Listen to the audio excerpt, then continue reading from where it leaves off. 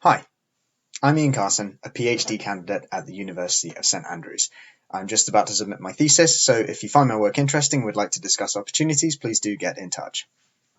So today I'm going to be talking about the work we've done investigating the role of sensory concurrency as a feedback mechanism when learning how to use haptic spatiotemporal signals. Our work shows that the visual information available during training has a big impact on how these signals are learned.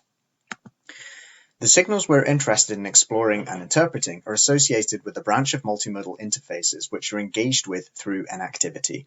They feature continuous, sensory-like outputs with implicit meaning which react dynamically to user action and the environment. These can be contrasted with the cognitive interfaces we are perhaps more familiar with, such as most computers or this iPad, which feature symbolic representations of information for cognitive interpretation and explicit extraction and utilization. Inactive interfaces have existed for many years in the form of, for example, sensory substitution and augmentation devices, which attempt to modify the way that we perceive the world around us. Over the past decade, we've seen more inactive interfaces appearing in HCI in demanding embodied applications such as virtual reality and driving. This example, the inactive torch by Froese et al. From 2012, is one of the first and simplest inactive devices. When held, it vibrates at an intensity proportionate to the distance to the object it's pointed towards. Users can sweep the device, much like a blind man's cane, and through such an interaction can extract information about the environment and use the device for navigation. But this information is not intuitive, it has to be learned somehow. Having straightforward mappings, which are relatable and simple to comprehend, helps with initial interpretation, but there is a deeper learning process which comes with experience. Mastery results in fluent action and natural navigation. We are interested in the mechanisms by which we can promote and enhance learning to mastery. The role our other senses play in learning these new vibrotactile signals is unclear. In some situations, it's argued that sensory deprivation, for example blindfolding, may force attention towards the novel signal, aiding learning. In others, users familiar with a task may be able to generalize their skills to understand new signals, drawing parallels from past experience. And finally, by allowing users to keep their eyes open when learning new signals, sight provides a valuable source of calibration, helping users understand the signal's meaning. We hypothesized that a hybrid condition leveraging all of these mechanisms may be worth exploring and set up a simple experiment to investigate. We decided to use the vibrotactile output from the trigger motors in an Xbox One controller, that's numbers 1 and 2 in the figure here, and see how visual information presented during task performance could help or hinder the learning of a new haptic signal. We encoded distance information, much like the inactive torch, into the vibrotactile intensity output by the left and right trigger. Then we created a virtual maze system in which users would try to navigate using visual or haptic feedback, or a combination of the two, depending on conditions. Our conditions reflected the aforementioned learning mechanisms. In our sensory deprivation condition, participants never saw the maze. They were expected to learn to navigate the maze with only feedback on how far they had traversed. In our skills transfer condition, the participants first learned to traverse the maze using visual feedback before attempting the maze using only haptic feedback.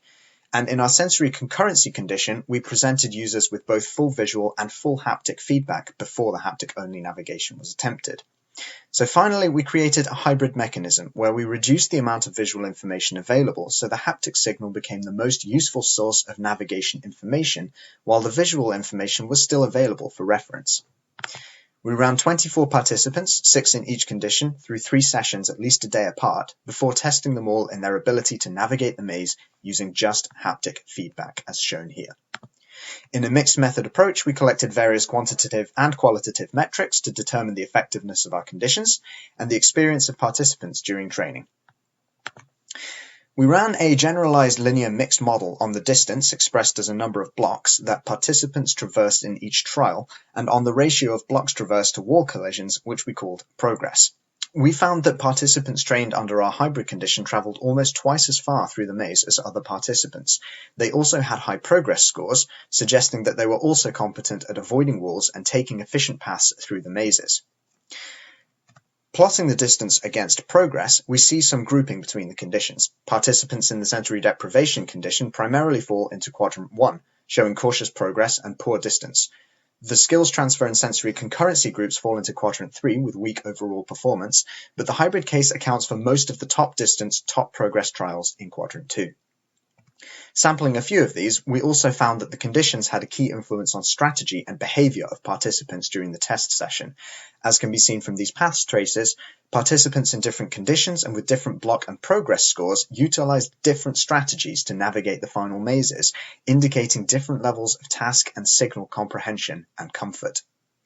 The sentiments were further reflected in Likert scale questionnaires and a NASA TLX score, where participants in the hybrid condition reported the greatest understanding of the maze and game rules, as well as agreeing that the first 3 sessions helped them prepare for the final session. So to conclude, we note that sensory deprivation does promote careful progress, but it may take a long time for strong proficiency and task understanding to develop. Sensory concurrency and skills transfer were similarly effective in teaching the new signal, but neither was as effective as the hybrid condition. When training participants to learn new and active signals, we encourage the presentation of conditions which allow expression of intent in a familiar context, focusing attention through incentivizing the value of the new signal, and using complementary sensory information to provide feedback and maintain orientation. Thanks very much.